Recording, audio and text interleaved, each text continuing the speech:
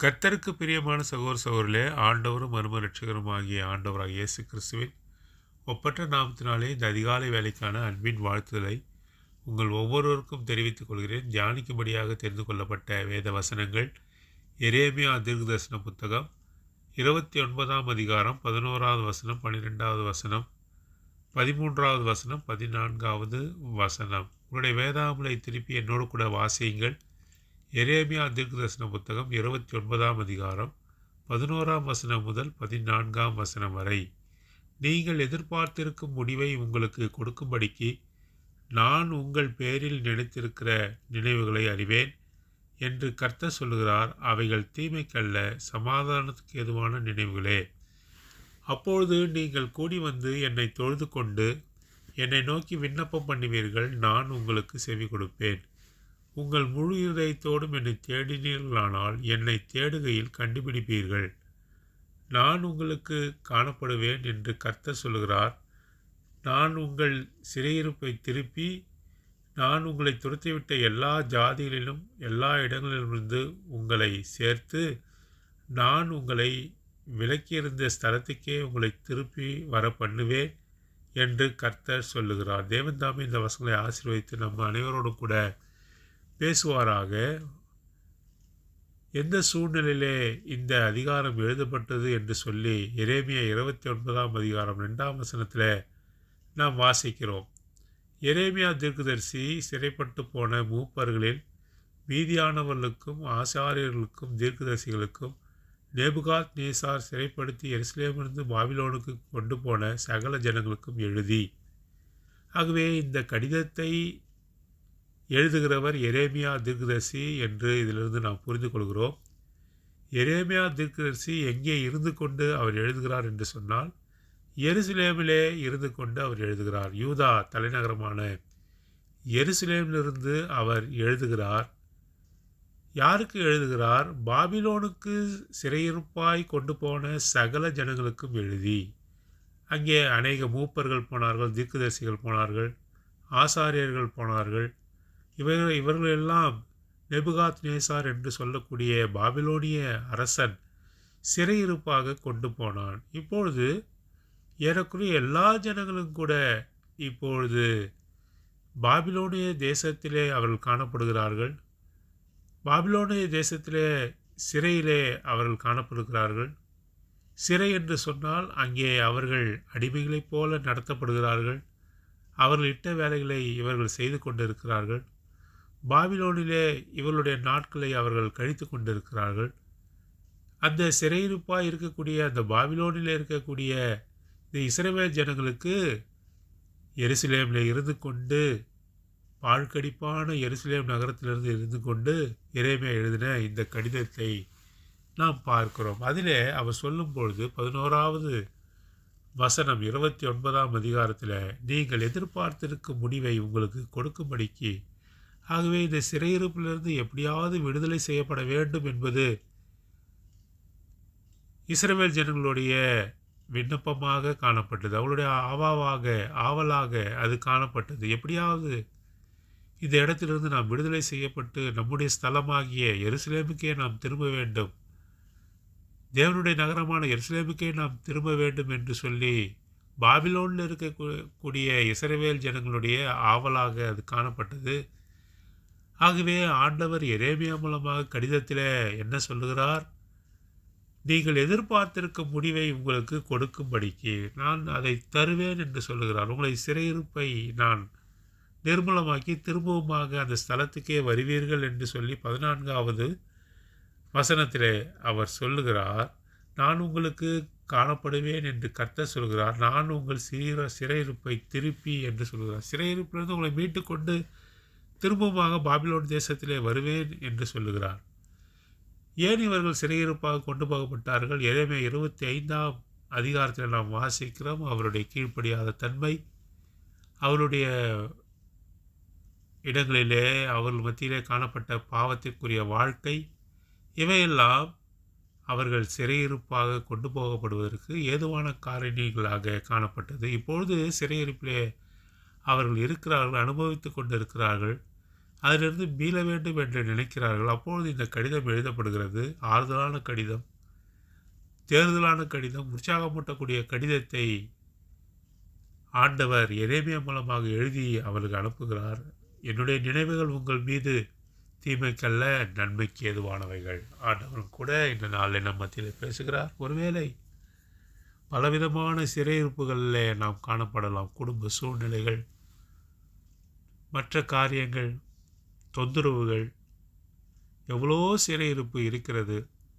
அந்த சிறையிருப்பிலிருந்து நம்மை விடுதலை செய்வேன் என்று இன்றைக்கு அதிகாலை வேளையிலே நமக்கு ஆண்டவர் வாக்குத்தத்தம் பண்ணுகிறார். என்னுடைய நினைவுகள் தீமைக்கானவைகள் அல்ல, அவைகள் நன்மைக்கு ஏதுவானவைகள். உங்களுக்கு நன்மை செய்வதே எனக்கு பிரியமாக இருக்கிறது. இஸ்ரவேலை ஆசீர்வதிப்பதே கர்த்தருக்கு பிரியம் என்று சொல்லி வேதவசங்களில் நாம் வாசிக்கிறோம். ஆகவே என்னுடைய நினைவுகள் தீமைக்கானது அல்ல, அது நன்மைக்கு ஏதுவானவைகள் என்று அவர் சொல்லுகிறார். ஆகவே இப்பொழுது சிறையிருப்பிலே காணப்படுகிற இஸ்ரவேல் ஜனங்கள் 70 ஆண்டு முடியும் பொழுது அந்த சிறையிருப்பை நான் திருப்புவேன், சிறையிருப்பை உடைத்து திரும்பவுமாக உங்களுடைய ஸ்தலத்திற்கு வருவீர்கள் என்று சொல்லுகிறார். ஆகவே தான் நெகேமியா புத்தகத்தில் நாம் வாசிக்கும் போது நெகேமியாவின் ஜெபத்தை குறித்து நாம் வாசிக்கிறோம். நெகேமியா ஜெபிக்கும் பொழுது, ஆண்டவரே நீ சொன்னீரே 70 வருடங்கள் முடிந்து விட்டது, எங்களுடைய சிறையிருப்பை திருப்பும் என்று அவன் ஜெபிக்கிற காரியத்தை நெகேமியாவிலே நாம் பார்க்கிறோம். ஆகவே மெய்யாகவே சிறையிருப்பை மாற்றுகிற தேவன், விலங்குகளை உடைக்கிற தேவன். நாம் எப்பொழுதுமே அடிமையாக காணப்பட வேண்டும் என்பது தேவனுடைய சித்தமல்ல. நாம் சுதந்திரமாக சுயாதீனமாக அவருடைய பிள்ளைகளாக வாழ வேண்டும் என்பதுதான் அவருடைய பிரியமாக இருக்கிறது. ஆண்டவர் என்று அதிகாலை வேளையிலே நம்மை குறித்து அவர் சொல்லுகிறார். உன்னுடைய சிறையிருப்பை திருப்புவேன், ஆனந்த சந்தோஷத்தோடு நீ சீயோனுக்கு எருசலேமுக்கு வருவாய் என்று நமக்கு வாக்குத்தத்தம் பண்ணியிருக்கிறார். என்னுடைய நினைவுகள் தீமைக்கானவைகள் அல்ல, நன்மைக்கு ஏதுவானவைகள் என்று சொல்லுகிறார். ஒரு காரியத்தை சொல்லுகிறார், பாபிலோனிலே நீங்கள் இருக்கும்பொழுது என்ன செய்ய வேண்டும் என்று அவர் சொல்லுகிறார். 70 வருடங்கள் நீங்கள் அங்கே இருக்கும்பொழுது நீங்கள் எப்படி இருக்கலாம் என்று அவர் சொல்லுகிறார். 29வது வசனம் 5வது அதிகாரத்தில் 5வது வசனத்தில், நீங்கள் வீடுகளை கட்டி குடியிருந்து தோட்டங்களை நாட்டி அவைகளின் கனிகளை சாப்பிடுங்கள். நீங்கள் பெண்களை விவாகம் பண்ணி குமாரரையும் குமாரத்திகளையும் பெற்று உங்கள் குமாரருக்கு பெண்களை கொண்டு உங்கள் குமாரத்திகளை புருஷருக்கு கொடுங்கள். இவர்களும் குமாரரை குமாரத்திகளும் பெறட்டும். நீங்கள் அங்கே குறுகாமல் பெருகி என்று சொல்லி வாசிக்கிறோம். இங்கே பாபிலோனில் இவர்கள் இருக்கும்போது 70 வருடங்கள் அங்கே இருக்கும்போது அவர்கள் தேசாந்திரிகளாக இல்லாமல் பாபிலோன் நகரத்திலே வீடுகளை கட்ட சொல்லுகிறார். எகிப்தை போல அல்ல பாபிலோன். இது வித்தியாசமான ஒரு சிறையிருப்பாக காணப்படுகிறது. நேபுகாத்நேசார் அவர்களை ஆண்டு கொண்டு இருக்கிறார். இந்த சிறையிருப்பிலே அவர்கள் என்ன செய்ய வேண்டும்? வீடுகளை கட்டி தோட்டங்களை நாட்டி அவைகளுடைய கனிகளை புசியுங்கள் என்று சொல்லுகிறார். ஆகவே நீங்கள் குடும்ப வாழ்க்கையில் ஈடுபடுங்கள். பாபிலோனுடைய சிறையிருப்பில் இருக்கும்பொழுதே நீங்கள் குடும்ப வாழ்க்கையை ஈடுபடுங்கள். நீங்கள் பெண்களை விவாகம் பண்ணி குமாரரை குமாரத்தைகளை பெற்று உங்கள் குமாரருக்கு பெண்களை கொண்டு உங்கள் குமாரத்தைகளை புருஷருக்கு கொடுங்கள். ஆகவே நீங்கள் பெண் கொண்டும் பெண் எடுத்தும் உங்கள் குமாரருக்கு ஏற்ற வரன்களை தேடுங்கள். அவர்களுக்கு வீடு வாசலை உற்பத்தி பண்ணுங்கள். அவர்கள் செழுமையாக வாழட்டும். எல்லாமே நடக்கட்டும் என்று சொல்கிறார். பாபிலோனிலே நீங்கள் இருக்கும்பொழுது வீடுகளை கட்டுங்கள், உங்கள் திருமணமாகட்டும், வயல்களை நாட்டுங்கள், தோட்டங்களை நாட்டுங்கள், அந்த கனிகளை புசியுங்கள். எங்கே? பாபிலோனிலே இருக்கும்போது. அந்த குமாரர்களையும் குமாரத்திகளையும் எடுக்கும்போது பாபிலோன் தேசத்து குமாரர்களை எடுக்கக்கூடாது, உங்களுக்குள்ளாகவே எடுக்கணும். நீங்கள் ரட்சிக்கப்பட்டவர்கள், நீங்கள் கர்த்தரால் தெரிந்து கொள்ளப்பட்ட இஸ்ரவேல் ஜனங்கள், உங்களுக்குள்ளாகவே ஏற்ற குமாரர்களும் குமாரத்திகளை திருமணம் செய்து அங்கே நீங்கள் சுகஜீவியம் செய்யுங்கள் என்று சொல்லுகிறார். பாருங்கள், அவர் சொல்லும்பொழுது இந்த காரியத்தை எதற்காக சொல்கிறார்? நாமும் கூட பாபிலோனிய சிறையிருப்பை போல இந்த உலகத்தில் வாழ்ந்து கொண்டு இருக்கிறோம். ஆண்டவர் வரும்பொழுது நம்மை பரம எருசலேமுக்கு நம்மை அழைத்து செல்ல அவர் சித்தம் கொண்டவராக காணப்படுகிறார். பாபிலோன் தேசம் போல இருக்கிற இந்த நாட்டிலே, இந்த சமயங்களிலே நாமும் கூட என்ன செய்ய வேண்டும்? அங்கே பெண்களை கொண்டு வீடுகளை கட்டி நாம் வாழ வேண்டும். பரிசுத்தமாக பாபிலோன் நகரத்தில் நாம் வாழ வேண்டும் என்பது கர்த்தருடைய பிரியமாய் இருக்கிறது. பாருங்கள், அவர் ஆண்டவராகிய இயேசு கிறிஸ்து நம்மை அழைத்து செல்லும்படி வரும் வரைக்கும் நாம் ஒரு தேசாந்திரியை போல இருக்க வேண்டிய அவசியம் இல்லை. நமக்கென்று வீடுகளை கட்டி, நமக்கென்று குடும்பங்களை ஏற்படுத்தி, பரிசுத்த ஜீவியத்தை காத்து கொண்டு பாபிலோனில் வாழணும். இதுதான் கர்த்தருடைய திட்டம். இந்த உலகத்தில் நாம் வாழணும். ஏற்ற வேலைகளை ஏற்படுத்தி கொண்டு, பரிசுத்த குலைச்சல் ஆக்காமல், ஆண்டவருடைய கட்டளைக்கு மீறி நடக்காமல், இந்த பாபிலோன் என்று சொல்லப்பட்ட இப்பொழுது இருக்கக்கூடிய சூழ்நிலையிலும் நம்ம வாழ கற்றுக்கொள்ள வேண்டும் என்று சொல்லி பார்க்கணும். இருந்தபொழுதும் பிரித்தெடுக்கப்பட்ட ஒரு வாழ்க்கை அவர்கள் செய்யும்படி இந்த நிருபத்தின் வாயிலாக அவர் சொல்லுகிறார். பிரித்தெடுக்கப்பட்ட வாழ்க்கை. நீங்கள் பாபிலோனில் இருந்தாலும் கூட பாபிலோனிய மக்களோடு கூட நீங்கள் கலந்து விடக்கூடாது. அவர்களோடு கூட எந்த உறவும் கூடாது. அவர்கள் பழக்க வழக்கங்களை கற்றுக்கொள்ளக்கூடாது. அவர்களுடைய தெய்வங்களை நீங்கள் வணங்கக்கூடாது என்று சொல்லுகிறார். கட்டளையாக சொல்லுகிறார். பாபிலோனில் வாழ்ந்தாலும் கூட பாபிலோனியுடைய தன்மைகளை, பாபிலோனுடைய முறைமைகளை நீங்கள் கற்றுக்கொள்ளாமல் பிரித்தெடுக்கப்பட்ட ஒரு வாழ்க்கை வாழ வேண்டும் என்று அவர் சொல்லுகிறார். இதே தான் இப்பொழுது கூட கர்த்தர் நம்ம மத்தியிலே பேசுகிறார். நாம் இந்த உலகத்தில் வாழ்ந்தாலும் கூட பிரித்தெடுக்கப்பட்ட ஒரு வாழ்க்கை நாம் செய்ய வேண்டும். கர்த்தர் வருமளவும் நம்மை எடுத்துக்கொள்ள அவர் வருமளவும் நாமும் கூட இந்த உலகத்தில் இந்த உலக ஜனங்களோடு கூட கலவாமல் பிரித்தெடுக்கப்பட்ட ஒரு வாழ்க்கையை வாழ வேண்டும் என்பதுதான் கர்த்தர் இந்த வசனங்கள் மூலமாக நம்ம சொல்கிறார். இன்னும் கூட இந்த உலகத்தோடு தொடர்புகளை வைத்துக்கொள்ள வேண்டும் என்று விருப்பமுள்ளவர்களுக்கு எச்சரிக்கையாக இதை சொல்லுகிறார். இந்த உலகத்தினுடைய ஆசை இச்சைகள் நமக்கு வேண்டாம். கண்கள் நிச்சய ஜீவனத்தின் பெருமை நமக்கு வேண்டாம்.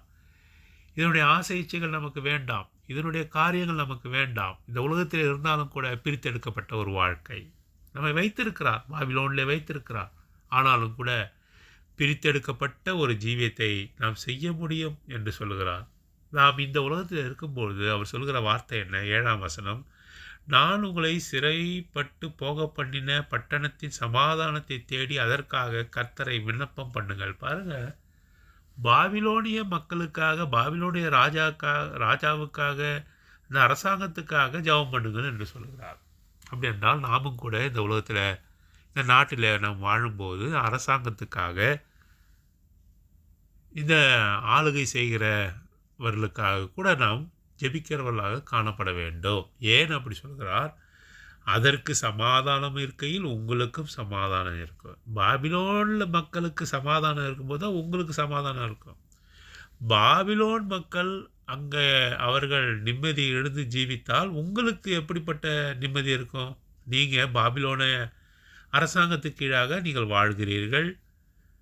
அப்பொழுது பாபிலோன் அரசாங்கத்துக்கு நிம்மதியில்லாத தன்மை, வெளியிலிருந்து சண்டைக்காக அரசர்கள் வரும்பொழுது, இவர்கள் போராடும்பொழுது நீங்கள் நிம்மதியாக இருக்க முடியுமா?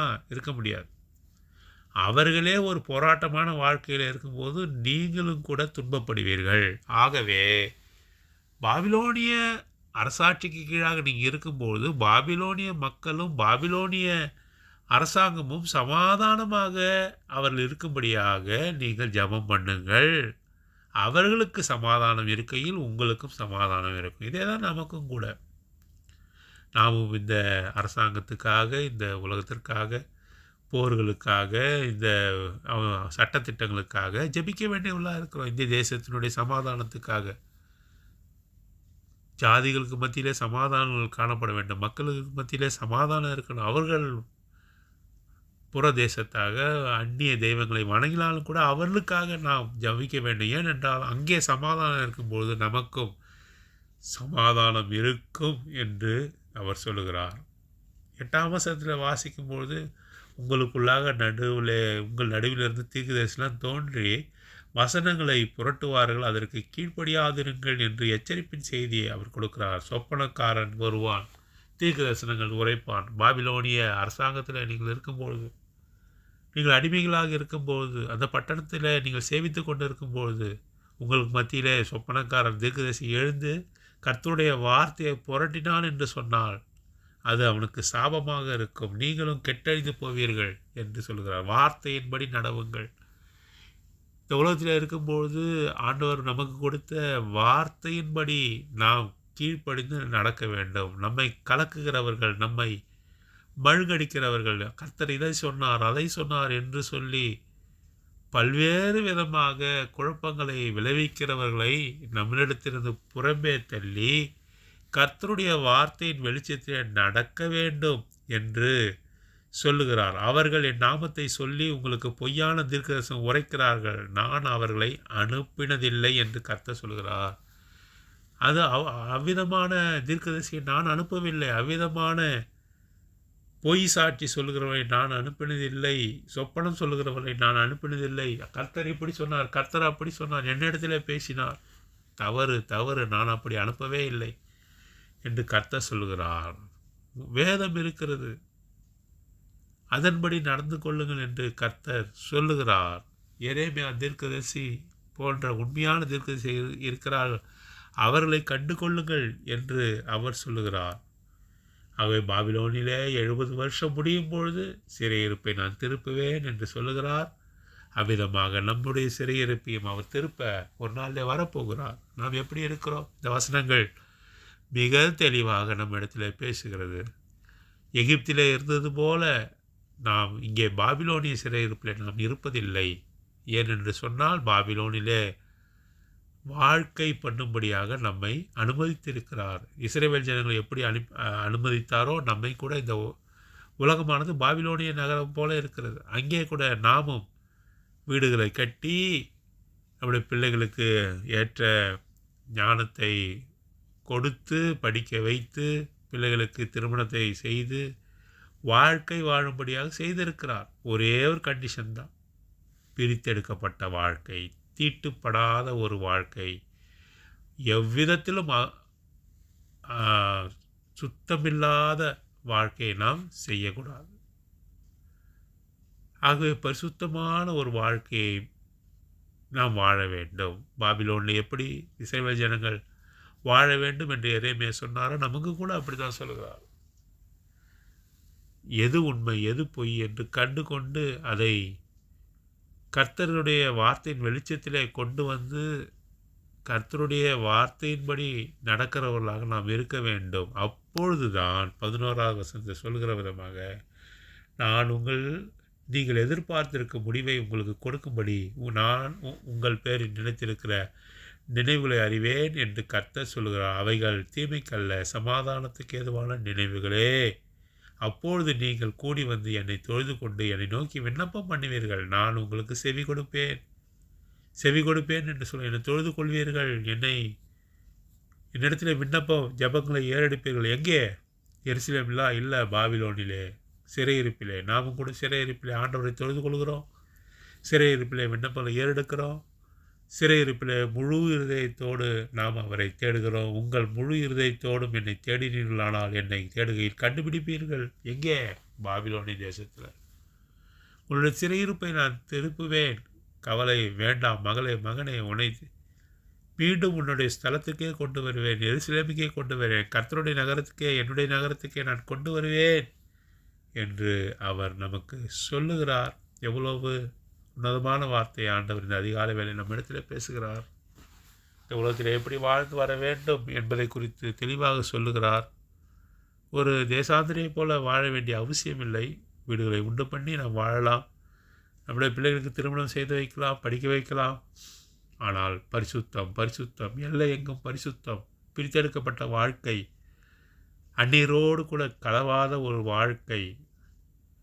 பாருங்கள், தாமரையானது தண்ணீரில் இருந்தாலும் கூட தண்ணீரில் ஒட்டாமல் இருக்கக்கூடிய தன்மை அதுக்கு இருக்கிறது. அதே போல் அவர்களோடு கூட கலக்காமல், உறவுகளை கொள்ளாமல் பிரித்தெடுக்கப்பட்ட வாழ்க்கை. 70 வருஷம் முடியும் வரை பாபிலோனில் அவர் இருந்தார்கள். நாமும் கூட கர்த்தர் வருமளவும் இப்படியாக பிரித்தெடுக்கப்பட்ட வாழ்க்கை, பரிசுத்தமுள்ள வாழ்க்கை, அந்நியரோடு கூட கலவாத ஒரு வாழ்க்கை வாழ்ந்து உத்தமமாய் நாம் வாழ வேண்டும் என்று சொல்லி கர்த்தர் விரும்புகிறார். அதைத்தான் எரேமியா மூலமாக 29வது வசனத்தின் மூலமாக அதிகாரத்தின் மூலமாக நம்மிடத்தில் பேசினார். அவருடைய நினைவுகள் தீமைக்கானதல்ல, அது நன்மைக்கு ஏதுவான நினைவுகள். மெய்யாகவே உங்களுடைய சிறையிருப்பை திருப்பி உங்களுடைய ஸ்தலத்திற்கே கொண்டு வருவேன், உங்களுடைய இடத்திற்கே கொண்டு வருவேன். அது நம்ம பரலோகம், அங்கேயே நம்மை கொண்டு போவார். இந்த வாழ்க்கை முடியும் பொழுது நாம் கர்த்தரிடத்திலே நாம் காணப்படுவோம். அவருடைய ஸ்தலத்துக்கே நாம் திரும்பி போவோம், பரம எருசலேமுக்கு நாம் திரும்பி போவோம் என்ற வாக்கை கொடுக்கிறார். அப்படிப்பட்ட வாக்கை கொடுத்த கர்த்தருக்கு நன்றி அறிதல் உள்ளவர்களாக நாம் காணப்படுவோம். அன்பு கிருபையும் உள்ள பரலோக பிதாவை கொடுத்த வசனங்களுக்கு ஸ்தோத்திரம். பரம எருசலேமை நோக்கி காத்திருக்கிற எங்களை கூட நீர் தாமே உம்முடைய வார்த்தையின் மூலமாக ஆற்றி தேற்றின தயவுக்கு ஸ்தோத்திரம். நீர் எங்கள் மீது கொண்ட நினைவுகள் தீமைக்கானதல்ல, சமாதானத்துக்கு ஏதுவானவைகள், நன்மைக்கு ஏதுவானவைகள். நீர் எங்களை நேசிக்கிறபடியால் எங்களோடு கூட பேசுகிறீர். இந்த சிறையிருப்பிலே நாங்கள் இருக்கும்பொழுது ஆண்டவரே, பரிசுத்தமான ஒரு வாழ்க்கை, பிரித்தெடுக்கப்பட்ட ஒரு வாழ்க்கை, சத்தியமுள்ள வாழ்க்கை, கர்த்தர் என்ன சொல்லுகிறார் என்று கேட்டு அதன்படி செய்கிற வாழ்க்கை.